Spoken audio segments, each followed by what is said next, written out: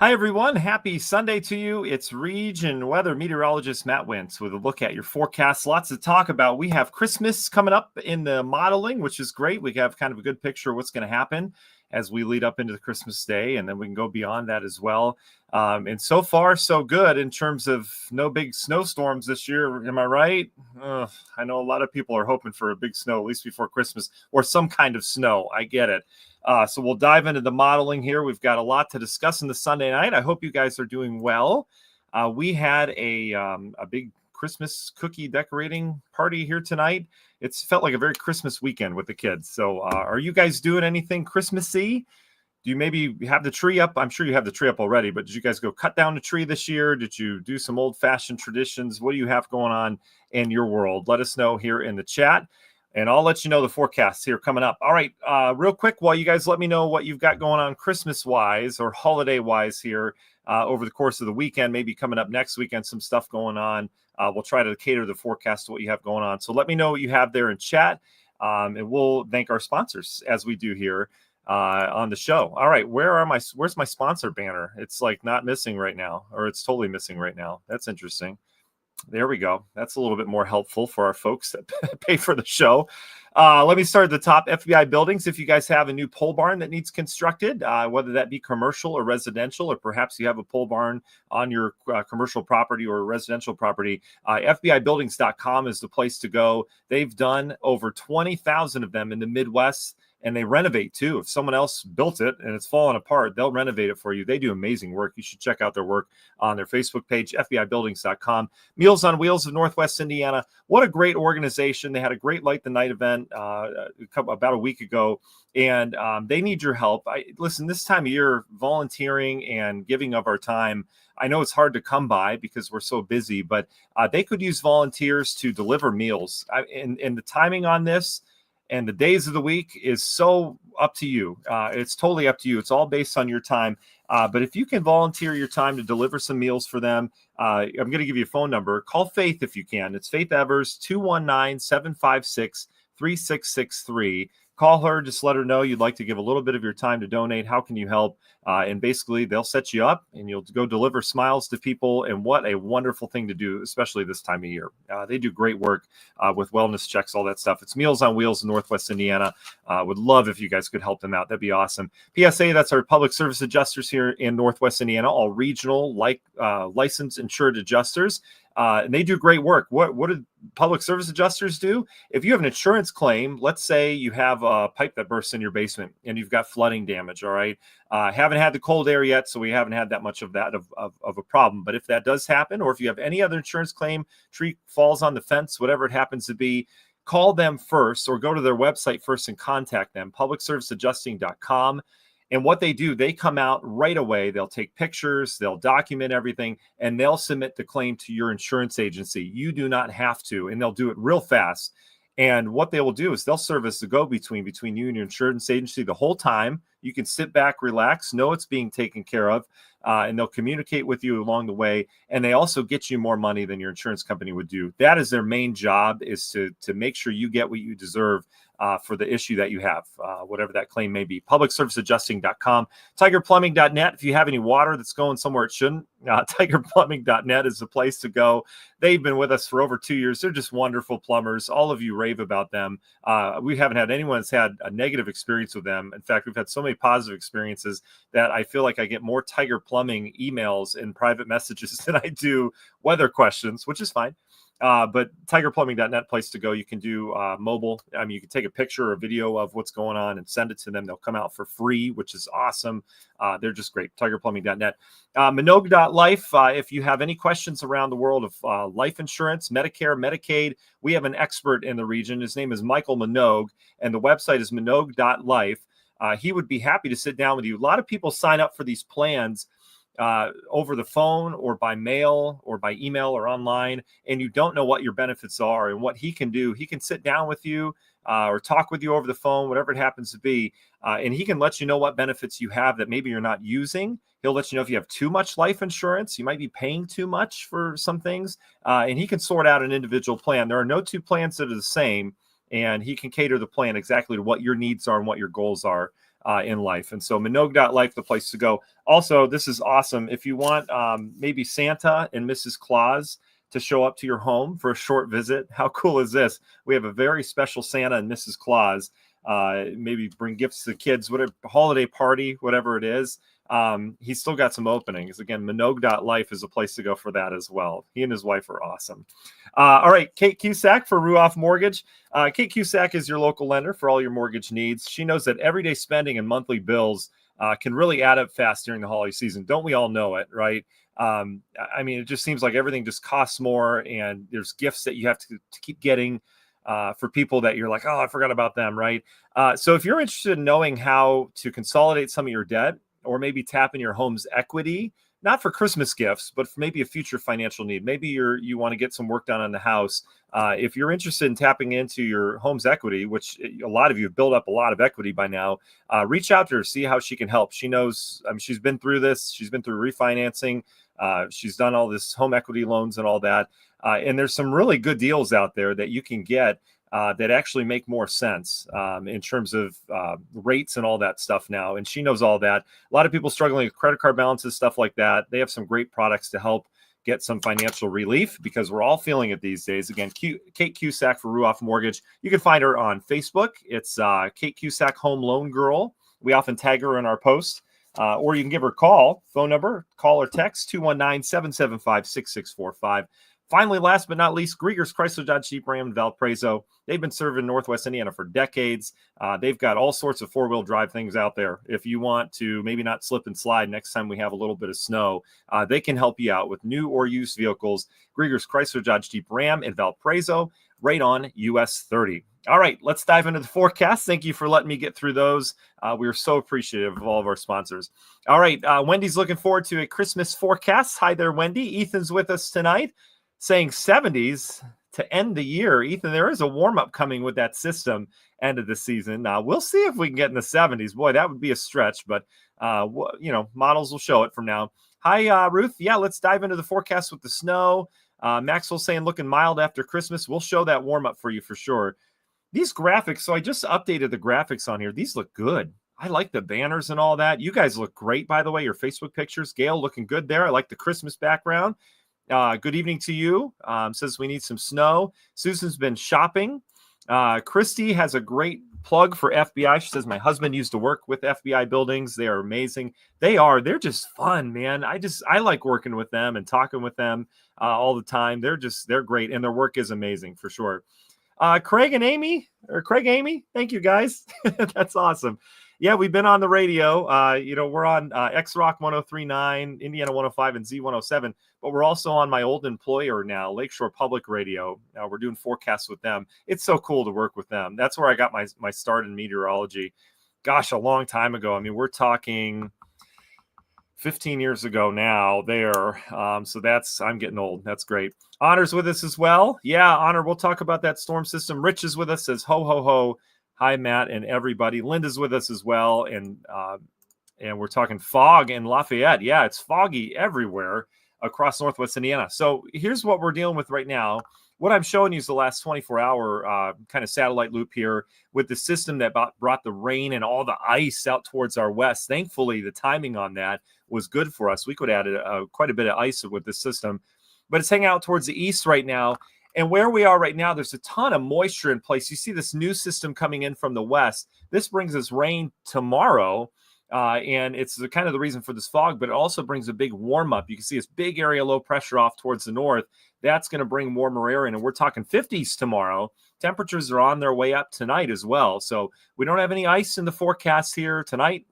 With the fog around, that's good. Oftentimes with the temperature drop, you can get that. But things are going to be going up tomorrow. And what we're stuck with is lingering moisture from the last system.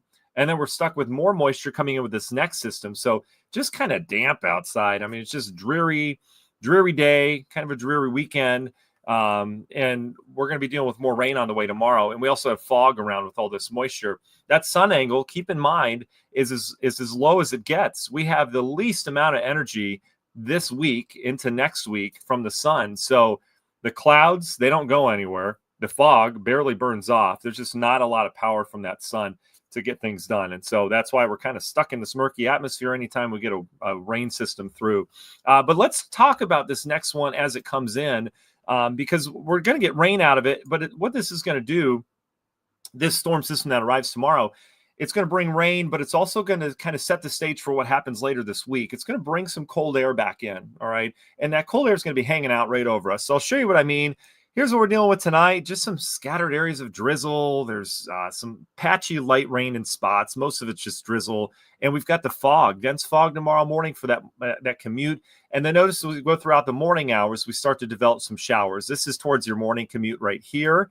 And then as we go throughout the morning into the midday, a better area of rain is starting to develop along that frontal boundary as it moves east. So we're not expecting a lot of rain as we get in the latter half of the day, because notice this is a wind shift. We've got this nice south wind here.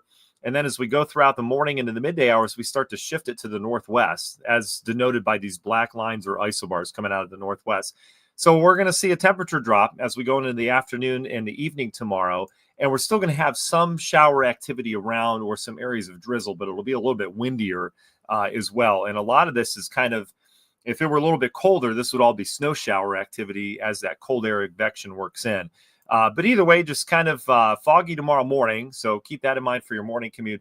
And then by afternoon, that temperature is going to start to drop. And then we deal with this system off towards the north. So I want to jump to that, because that is going to bring us a chance of, I've got us with rain and snow in the forecast midweek.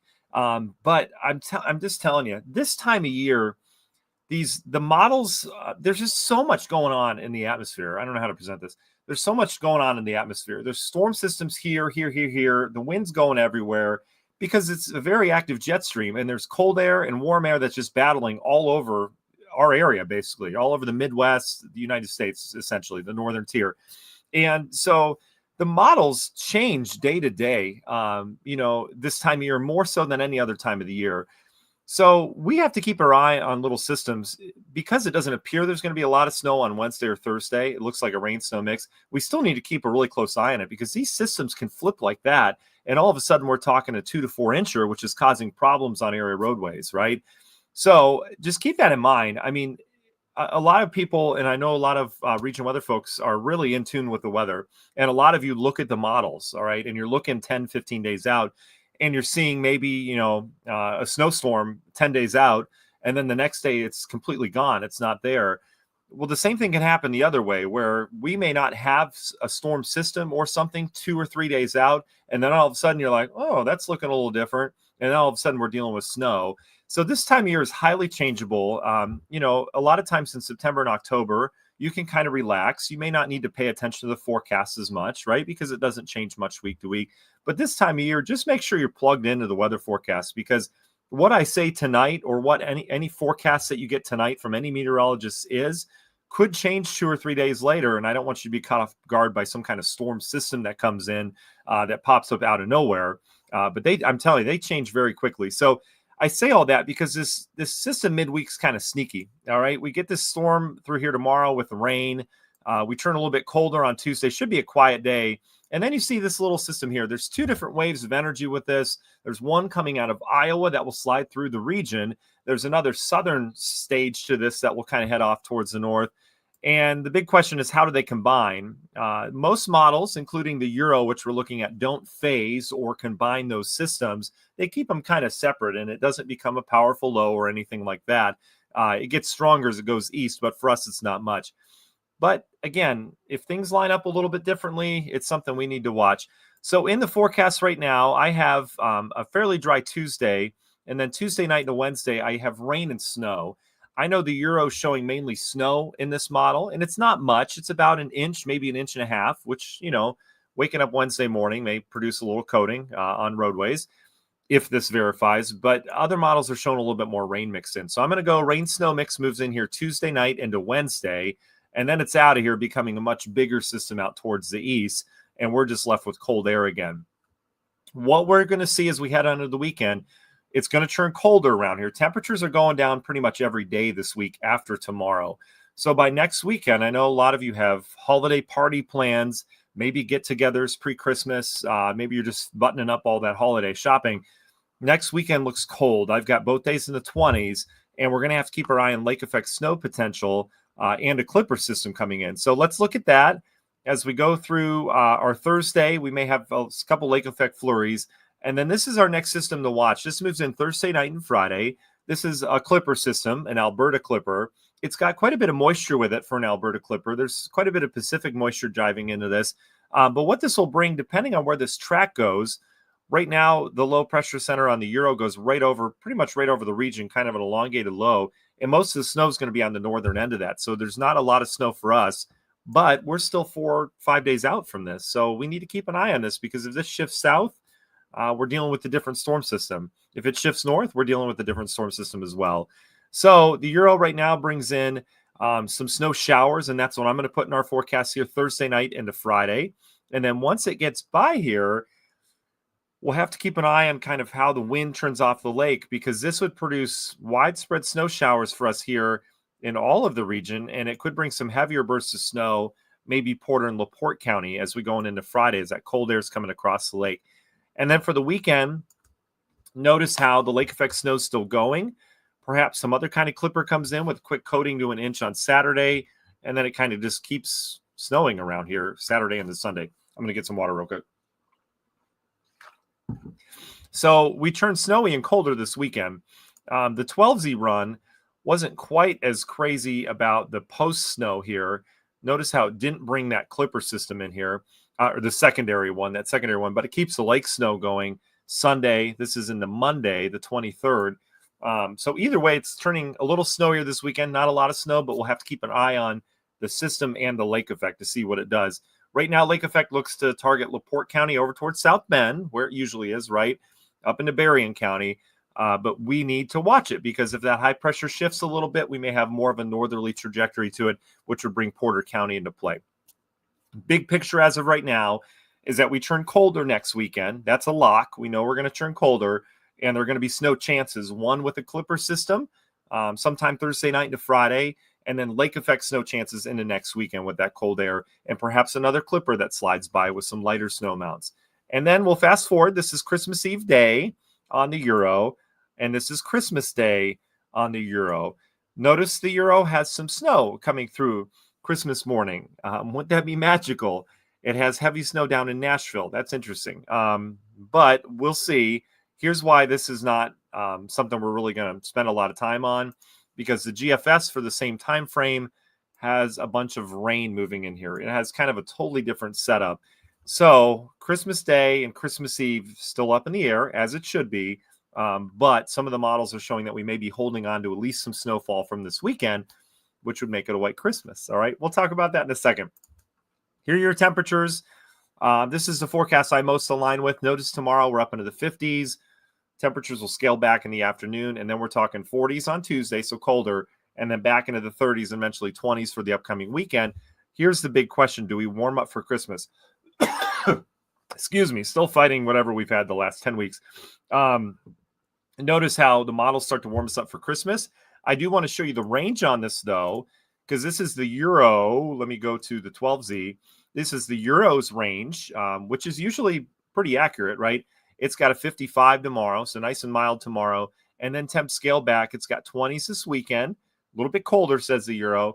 And then notice the Euro keeps us cold through Christmas. It has us at freezing. So that would keep any snow that falls, if the Euro is right, on the ground. So we would have a white Christmas. However, there's still more differences yet. And this is the GFS. GFS has us cold this weekend. All right. But then it has us warming up. It has us near 50 on Christmas, and then into the 50s and 60s beyond that. Okay. And that beyond that, I'm not going to spend a lot of time on it right now, but there is pretty good model consensus that we get a good dip in the jet stream off towards our west.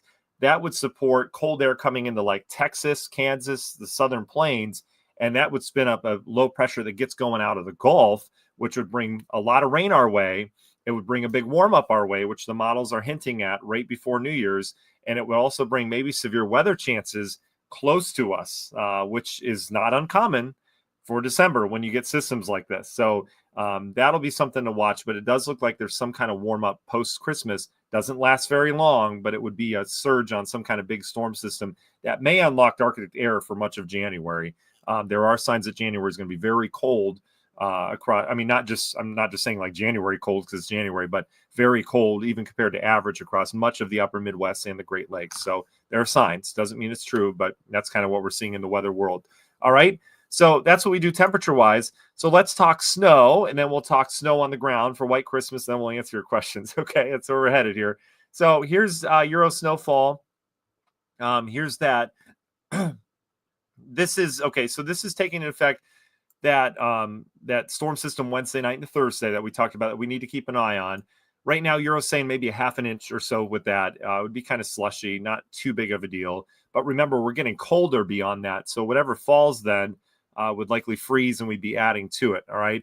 Here's your Clipper system. As of right now, the Euro brings most of it off towards the north. A good strip of 2 to 5 inches of fresh powder from that Clipper. And then this is all lake effect that you see kicking in there. All right. This is through the 23rd, the 24th, the 25th. Remember, it had some snow moving through on Christmas Day. So the Euro has LaPorte County getting anywhere between 7 and 10 inches of snow between now and Christmas. That's spread out. All right. A lot of that is that lake effect, snow shower activity over the weekend, which I could see. And then it has the rest of the region getting anywhere from like 2 to 3 inches of snow between now and Christmas. That's not much between now and Christmas. I mean, it's 10 days, right? That's, do the math on that. That's less than an inch a day, obviously. But we'll see, do we keep this on the ground? Does it stay warm? So this is how much snow falls. This is how much it's forecasting to be on the ground. Here's Wednesday's system. Here's Thursday system, Friday. There's the lake effect. Here's Monday into Tuesday. And you notice what the Euro is saying is that we would all have a white Christmas. But a lot of this hinges on that Christmas Day system where it has the snow moving in. The GFS does not have a white Christmas on us because it has that rain moving in on Christmas Day. So what it comes down to, we know it's going to be a cold weekend. We know we're going to have some snow around, especially a couple systems that we need to watch. One Wednesday, one that I'm more interested in watching Thursday night into Friday, that Clipper system. And then we'll keep our eye on lake effect this weekend. So we know it's going to get cold and we're going to have snow chances around through Sunday. And then the big question is what happens next week as we go into the Christmas? Do we bring another storm system in with some snow, or do we ruin it all with some rain, as the GFS is saying right now? So I'm not leaning one way or the other because I even looked at the Canadian model and a few other Euro blend models that they have, and everything's different on Christmas week. They really are. So a little too early to call right now, but that is what we're watching. And again, that's one of the things I want to bring you in on these broadcasts is, what are we looking for in the forecast? What could change in the forecast? What are the big things that we need to note this week as you're watching your phone and seeing it change, every single day because the weather's crazy this time of year. All right. So that's what I've got for you. Go ahead and throw your questions in the chat. If you've got them, I'd be happy to answer those for you. And then we'll get you on your way here on this Sunday night. Again, I hope these are helpful. If you guys have any feedback for anything you'd like me to do differently or anything you'd like me to cover in these broadcasts, I mentioned this last week. This is your show. This is not my show. This is your show in terms of getting your weather questions answered. Anything you happen to have. All right. Happy to answer that. Okay. All right. So let's dive in. Honor's dealing with the birthday on the 19th. Honor, happy birthday coming up. Yeah, that would be nice to get you some snow on your birthday, I'm sure. We'll see. Ethan says, could the Clipper system produce snow squalls late week along the Arctic front? Ethan, this one's not quite as Arctic of a front. So this one's set up a little bit differently. This is going to be a flat out Clipper system this week, which would likely just bring snow. I don't see like a squall line of Arctic front like we did the last two.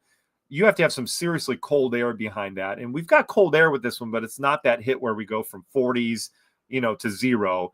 This one we'd be in the 30s already, and then we get kind of a reinforcing shot. So kind of a different setup with this storm system coming in for sure.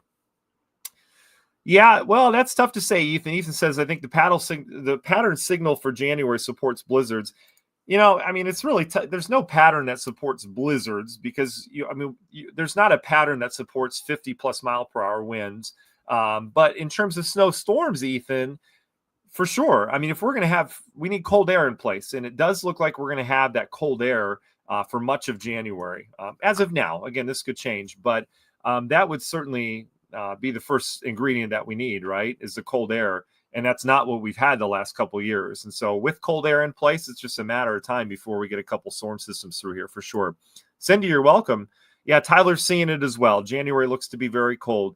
We'll see what ends up happening. But yeah, I mean, the signal is there that we've got some prolonged cold for January that will be setting in really much of the central and eastern half of the country, which is much different than what we've had. Amanda, thank you for the feedback. I appreciate that. Susan, I don't see a ton of wind next weekend. It'll be on the windy side, but nothing. I don't see any blockbuster storm systems. That's a great question, by the way, that are producing, 50, 60 mile per hour winds, which we can get this time of year. I don't see any of that. All right. I do see some windy conditions, but just typical winter wind, probably 25 to 35 mile per hour gusts. All right. Okay. Good question. Debbie says, how is the travel from the Detroit or to the Detroit area Saturday morning? So we're talking this Saturday morning. Let's check for you. So we'll have that system in here. You'll probably have lake effect to contend with on the way there. Here's Saturday morning, says the Euro. So the Clipper will have moved through. There's likely to be fresh snow on the ground for much of Michigan. So, I mean, Debbie, that's looking, it would probably still be snow covered in spot, depending on how much they have. And then we would be dealing with some kind of lake effect that as you're getting out of here, you're probably taking 94. As you're getting out of here, you'd encounter some lake effect snow. So Saturday could actually be a little tricky of a trip. And it's all because of this system here, wherever this Clipper ends up putting down snow. It's not a lot of snow, but we're talking a good strip of, maybe 2 to 6 inches wherever that goes. I'm not saying for here in the region, but for much of Michigan right now. And that would still, they'd be cleaning that up. So it's a matter of like, well, how much do they clean Friday night? Because that system will be here Friday into Friday night. So we'll see about that for sure. Let's see. Is it LC Cole asks a great question. Is it possible bad weather from the warm up around January 3rd at all? Flying? Oh, you're flying that day. Yeah. I mean, those are big travel days too, to end that weekend or to end that week right after New Year's.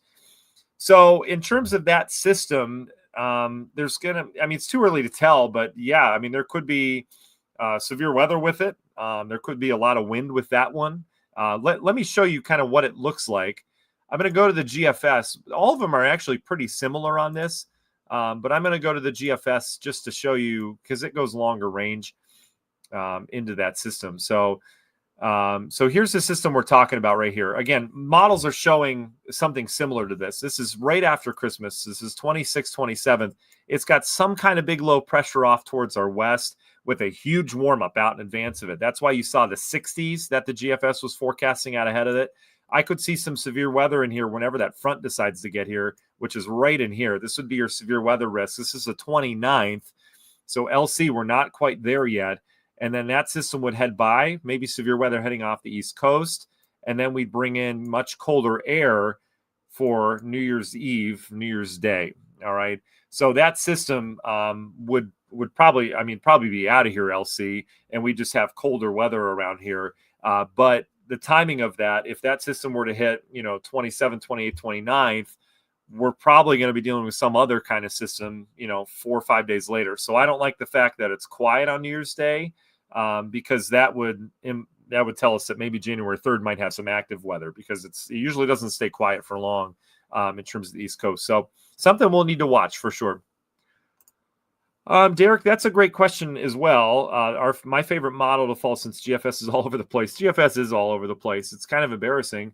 That is the American model.